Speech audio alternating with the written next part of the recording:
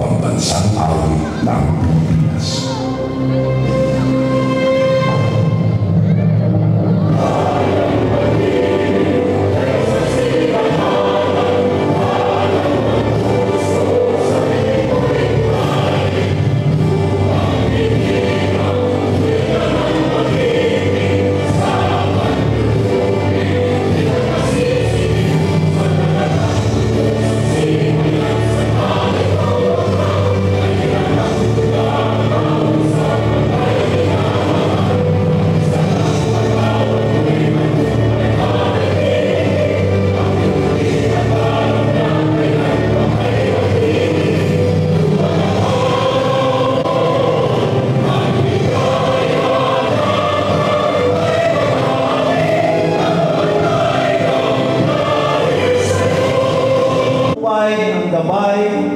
Ang pangunguna mo sa gawain ito, Diyos.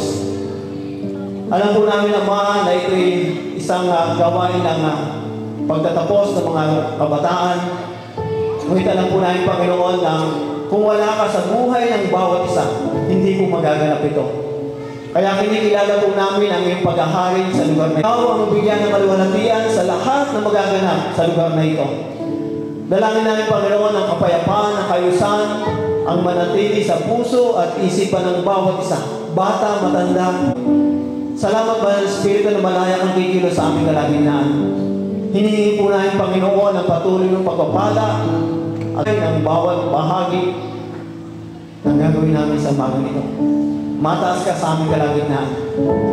Maraming salamat po, Panginoon, ng aming Panginoong Hesus Kristo. Amen. Amen. Purihin po ang Panginoon. Pwede na pong maupo.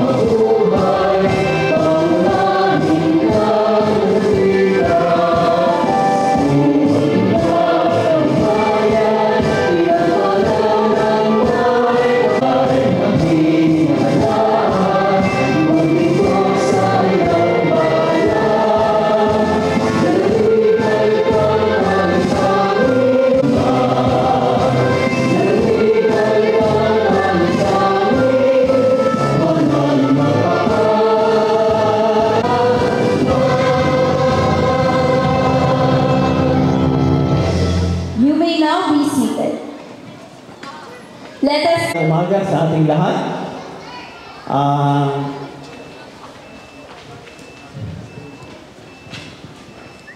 Sige po.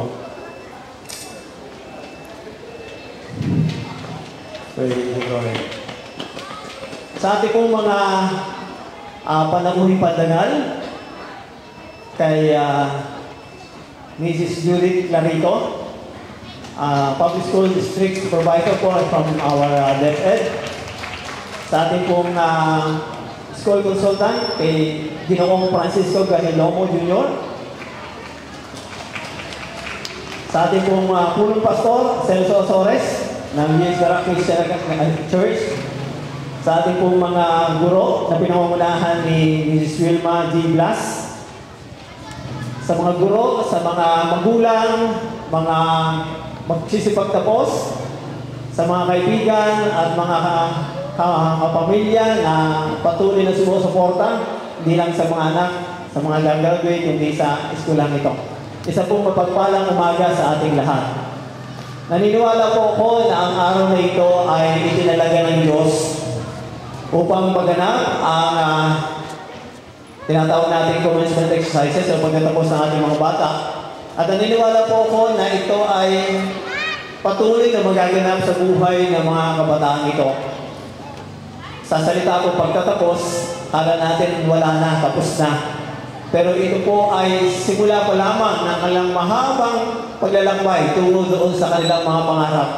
Mga pangarap na alam ko po na kayo mga magulang ay kakibat nila, kasama nila at susuporta sa kanila para maabot ang pangarap na ito.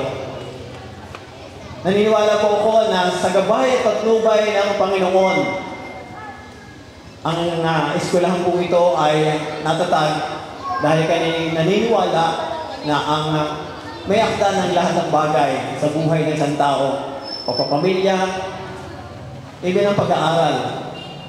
Ito ay nagmula lahat sa Panginoon.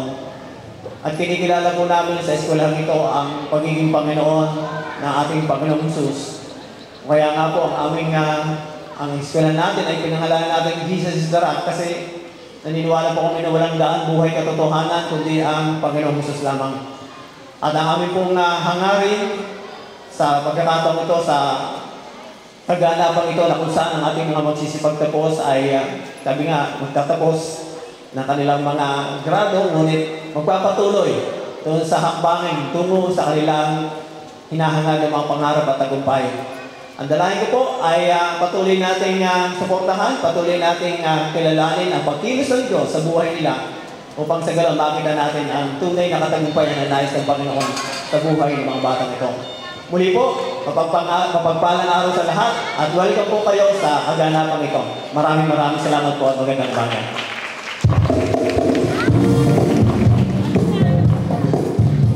Very much. Ang ganda ng ating pula-pula at tuka. Na-assign ako dito para magbigay ng inspirational message. Pero bago ako magbigay ng katakot-takot, kahaba-habang mensahe, nais ko munang batiin ang kapitan ng barangay na to. Sa pagpayag niya na magamit ang napakagandang venue natin sa graduation ito. Palakpakan po natin si Kapitan Cruz. Lakasan po natin para marinig si Kapitan, ano niya sa palayan eh. Lakasan pa natin mga bata, palakpakan natin si Kapitan Cruz. Kasama ang kanyang sangguniang pambarangay. Maraming salamat po sa inyo at pagpayag ninyo.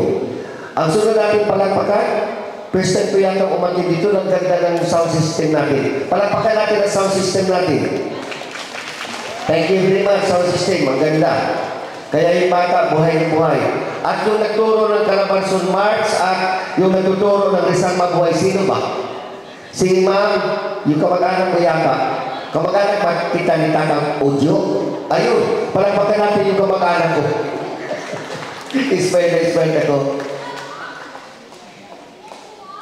Napakasaya ko sa umagang ito na kasama natin ang mga completers, mga batang ito, at bihis na mga magulang na nakangiti kanina pa.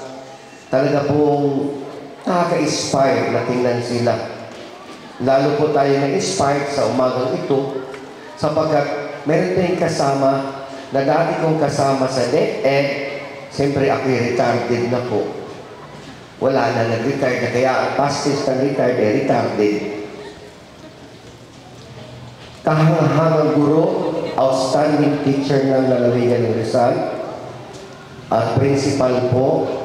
Wala pa pong magamit na mga adjective na dapat inais ko sa babae ito. What can I say is that she is a very humble and a brainy woman.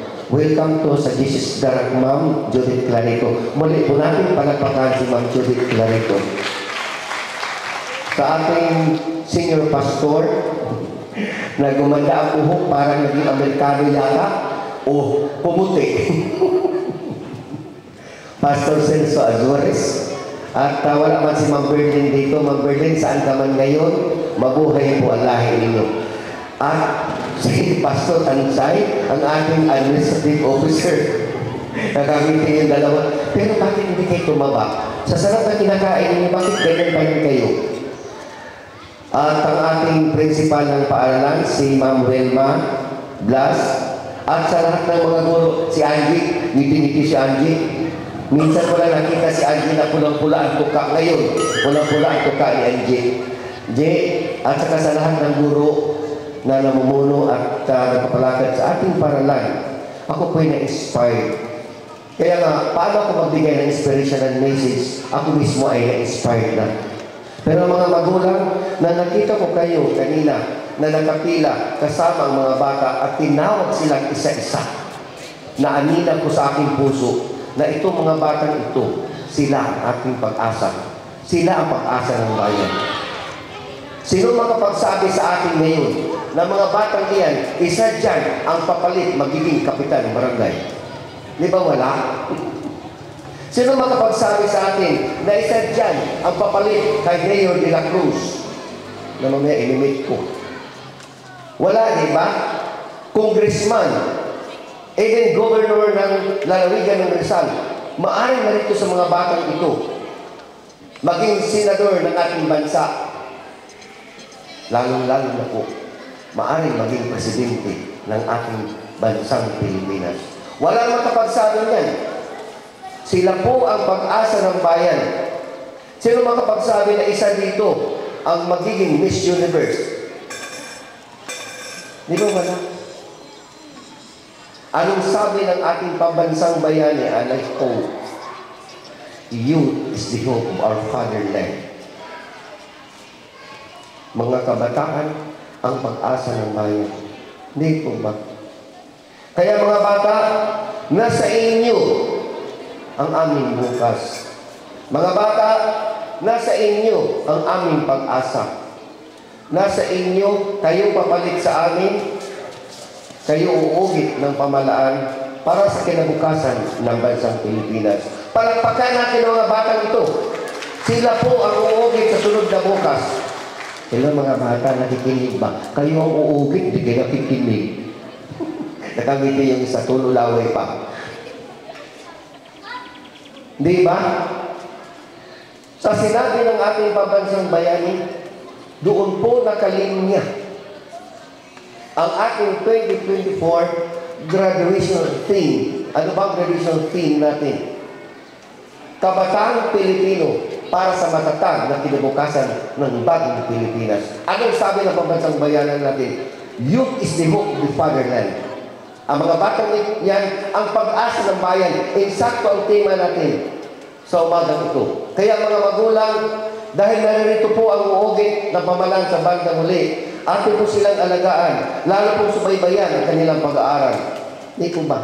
Kayo po ang pag-asa ng mga batang ito para sila'y makatapos. Lahat ng nakangiti, palakpakan po natin, mga magulang. Lahat ng nakasimangot, padyakan ninyo, ganito. Hindi, nakagiti naman lang. Kaya may fervent wish. Ano ba sa Tagalog ng fervent wish? Ninanais. Tama ba? Bisaya kasi ako. Ninanasa. Tama ba? Na ang ating paaralan, lalo nating administrator si Sir Ansay, katulong natin senior pastor, kasama ang ating mga guro principal, lalo nating pagbutihin ang ating pagtuturo sa mga batang ito.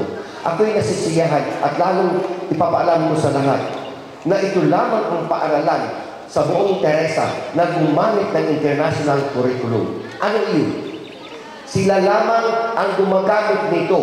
Ano yung international curriculum? Sila ang gumagamit ng international book ng INSAIMA, English, Science, and Math. Ano yun?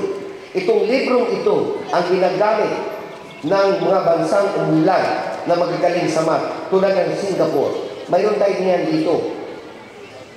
Indonesia, Malaysia, China, maski sa Amerika, sa Harvard. Yun ang ginagamit na libro ito na ginagamit natin sa Jesus Dirac, English, Math, and Science. Bakit? Sapagkat ang author nito ay professor ng Harvard University. ang author ng librong iyan. Wala akong mabilihan niya dito sa kanto-kanto. In-order pa nila yan sa Singapore. Kaya mapalad tayo. Maaaring sinabi ng magulo, mahal kasi eh. May kaunting, hindi naman mahal, masyado. Pero yung matutunan ng bata, yun ang mahal. Hindi po ba? Kaya, mag-ikot ka man dito sa Rizal, ilan lamang ang paaralan na gumagamit nito. May reklamo lang ang iba. Sir, napakahirap ang intindihin. International standard nga po. Mahirap talaga. Pero pag-aralan po ninyo mabuti, tumpak na tumpak ang karanasan ng bata. Napakaganda po sa ekonomiya ng ating bansa. Yun po ang nais ng ating pamahalaan. Na lumakas po tayo sa English, Science, and Math. Para po tumaas ang ating teknolohiya, para po makasabay tayo sa kompetisyon ng buong daigdig. Lalo sa ekonomiya. Maraming nagreklamo na bakit hindi natatapos ang libro. Ang librong exit sa mga bata, ito po ang dahilan. Ulitin ko po. Ito po dahilan. Nagreklamo magulang, hindi tapos. Talaga po hindi matapos. Dahil po ang curriculum ginagamit natin ay most essential learning competency. Ang ibig sabihin, anong kaibahan nito sa Keto 12? Ang Keto 12 curriculum, kung mayroong 16,000 na skills na dapat ituro sa bata, hinahati po yun dahil sa pandemic. Kung ito'y hinati, yung librong exit natin na enzyma, naka-base yun sa Keto 12 curriculum ng buong daigdig. Ibig sabihin, napakaraming sinakaturo na hindi nakasali. Kung kaya talaga hindi matapos ang libro. Pangalawa pong dahilan, napakarami pong obstruction ng klase. Ang bata at ang guro dapat nasa loob ng classroom ng 180 non-negotiable days. Yan ang date order. Na 180 araw dapat naroon sa loob ng bata kasama ang guro. Pero kung bilangin natin, baka wala pang 150. Saraming walang pasok. Saraming cut. So paano matatapos ang libro natin international? Hindi talaga. Hindi po ba? So, sa mga magulang, huwag po kayo mag-alala sa papasok po natin curriculum na matatag curriculum this coming year. Bagamat hindi tayo umabot ng 180 non-negotiable days o maaaring 165, malamang na mapukover natin ang nilalaman o content ng libro iyan. Plus, the seminar that we will conduct to all teachers na hawak ko i-conduct ng teachers para makover natin lahat ng skills. Kaya huwag kayong mag-alala. Kayo po napakaswerte. Kasi sa lahat ng school dito, yun lang may gamit kayong ganung libro. Wala pong iba.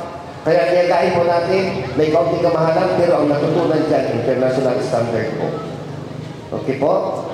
So, may perfect wish sa ating mga magulang, narito po maging doktor, narito po maging nurse, narito po maging guro, narito po maging district supervisor, narito po maging superintendent, narito po maging engineer, narito po maging abogado. Tulungan po natin sila mga magulang. Hindi po ba? Just follow this formula. Ang formula ang ibibigay ko sa inyo ay D2A. D2A. Dream, action, and achieve. With this, magandang umaga po. Mabuhay po lahat ng magulang. Mabuhay po ang Jesus Darag. Thank you po. All welcome our guest speaker, Mrs. Judith Yuclarido. Let's give them a round of applause.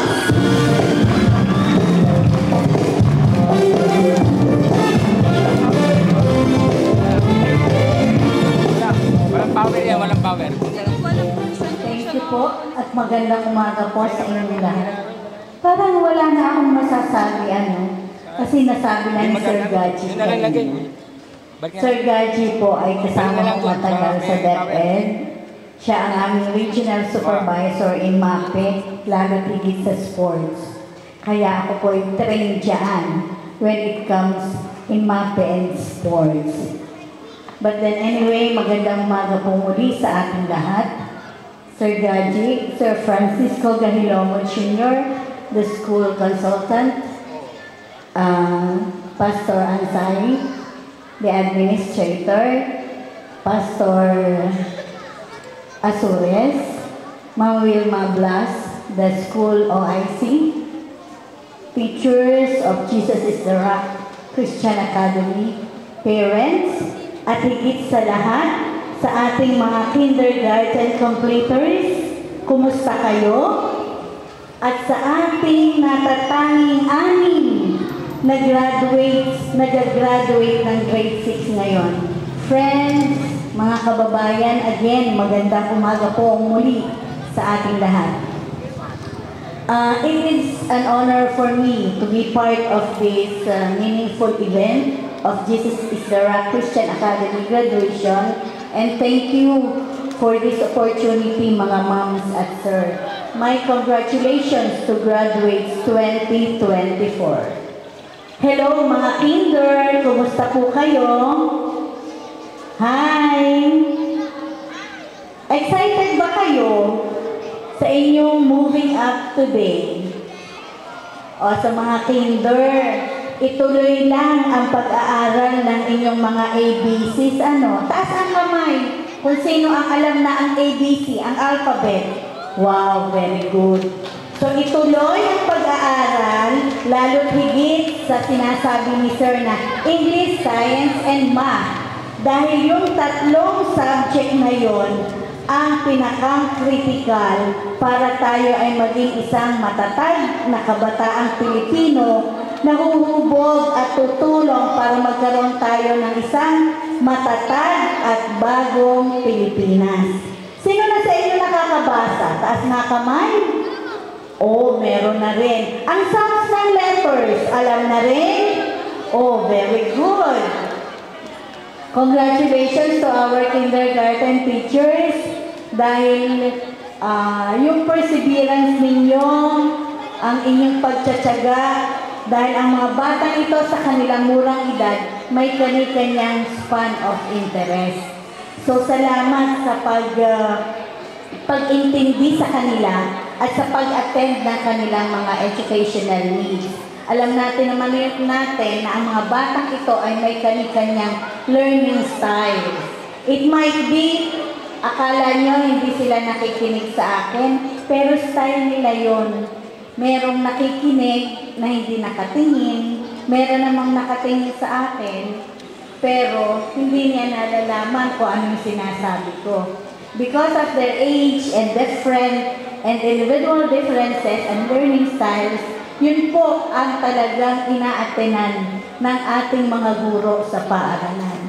Na kahit tayo bilang mga magulang ay nagagalit sa kanila sa pagtuturo sa bahay dahil meron po silang kanilang learning styles at individual differences kung paano sila matututo. So sa mga kindergarten, ituloy ang pangarap kung ano ang gusto niyong maging sa mga susunod na panahon upang kayo ay makatulong namin sa pagsulong ng ating pamayanan, ng ating Bayang Teresa as well as Pilipinas sa kabuuan. To our elementary graduates, parang isa lang ang lalaki at 5 babae, meaning parang laging dominated namin ang mga males, Pero, ganun pa man, kung anong nagagawa ng lalaki ngayon, nagagawa na rin po namin ng mga babae. Kaya nga may gender equity tayo. So, to our elementary graduates, your elementary days has come to an end. So, yung inyong knowledge, skills, and attitudes na na-develop dito sa inyong paaralan, Jesus is the Rock, kailangan ninyo itong pagyamanin upang magamit ninyo sa susunod ninyong journey in another higher educational ladder. Hindi lang yung insights na yon, hindi lang yung natutunan, kundi yung experiences ninyo. Huwag niyong kakalimutan na ang mga basic skills at foundation ninyo ay nagmula at nakuha ninyo sa paaralang Jesus is the Rock at sa mga guro ninyo. Ganun pa man, you still a long way to go Grade 6 pa lang kayo ngayon, anong susunod? Junior high school, meron pa kayong senior high school, at meron pa rin college. You have a lot to achieve, but with God and with your family, with the community people, and with your teachers, there is no possible. Everything will be conquered and will be possible for you. Just keep on going and chasing your dreams. Sabi nga, dream big. Mangarap na kayo ng malaki para sa inyong pamilya, hindi lang para sa inyong sarili. So grade 6, congratulations for a job well done. Thank you for your patience, perseverance, and adaptability to continue your studies. Even there are some risks, medyo nawawala ng pasok because of the weather and because of the climate at ganun na rin sa ating health condition. But then, change your dreams and achieve your goals with your teachers, family, friends. Do not be slave of gadgets and technology. Instead, use it appropriately. Use it properly. Coupled, gamitin niyo ang gadgets, iPad, cellphone, TV, or whatever it is na kasama ang values ng respeto, tiwala, malasakit para sa inyong sarili, lalo higit sa pamilya at kapwa, at sa ating environment. Dear graduates, let us always be reminded of the triangle. Kindergarten, ilang sulok meron, ilang corner meron ang triangle. Ha? Alam ba yung triangle? Triangle. Tatsulo. How many corners are there in a triangle, grade 6? Okay, there are 3 corners. The top, ang sinisimbolo ng top ay ang God. Ang sinisimbolo ng dalawang foundation sa baba ay ang school and community and the home. So hindi tatayo ang triangle kung 3 sulok lang na wala silang pillars. Ang pillars, iyan yung ating mga family members. Iyan yung ating teachers. Iyan yung ating mga kabarkada, mga friends, mga kaibigan. So magtutulong-tulong ang school and community at ang home, ang ating family, na tayo ay naniniwala na tayo'y magiging matagumpay because of the top, ang God, dahil kayo ang center ng triangle. At the center of the triangle are you, graduates, learners, with the guidance of the Lord and the effort na ginagawa ng family, community, at ng school, magiging matagumpay kayo. So do not forget triangle. Iyan ang lagi nating iisipin na kaya kayo ay nasa gitna dahil katulong ninyo ang lahat ng tao upang kayo ay maging kabataang Pilipino na matatag na magsusulong para sa bago at matatag na Pilipinas. Okay po ba yan, grade 6? We are counting on you dahil kami may mga edad na. Kayo ang tutulong sa amin para bago kami mawala sa mundong ito, naging matatag kayo, na isulong ninyo ang bansang Pilipinas at ang bayan ng Teresa para maging una at maging matatag na bayan. So with that, congratulations again, graduates, completers, and graduates grade 6 for your effort of having your first step in education, finishing the first step of the ladder of the basic education system in our country. Again, congratulations po at mabuhay po tayong lahat. Nakalimutan ko lang po pala, sa mga magulang, marami pong salamat sa inyong pagpupursigi para magkaroon ng edukasyon ang mga batang ito. Sana po katulong po namin kayo lagi para maibigay at maihatid ng mga gurong ito ang quality education para sa ating mga kabataan. Marami pong salamat at mabuhay po tayong lahat. Mrs. Wilma G. Blas to award the certificate of recognition to our speaker. Let me read this. Division Office of Rizal, and as presented and certified by Ma'am Wilma Kindergarten and the graduation of these grade 6 graduates at Jesus is the Rock Academy. This